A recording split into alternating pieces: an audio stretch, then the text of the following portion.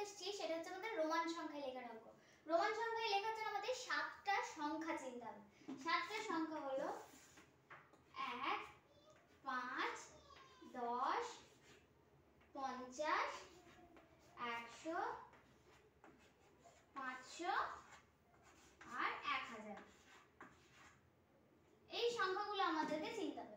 1 সমান আমরা রোমান সংখ্যা হিসেবে লিখব 1, মানে এটা i, আর এখানেতে 5 সমান আমরা লিখব v, 10 সমান x, 50 সমান l, 100 সমান c, 500 সমান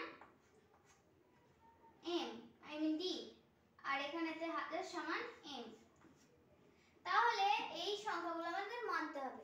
তার সাথে মনে রাখতে হবে v, l আর d কখনো পরপর রিপিট হয় না, মানে পরপর একসাথে করা যায় না। একটা সংখ্যায় একবারের বেশি লেখা যায় না।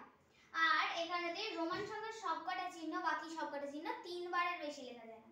তাহলে এখানে আমার 76 আছে, তার মানে আমাকে 76 এর কাছে সবচেয়ে ছোট হচ্ছে 50, একটা l।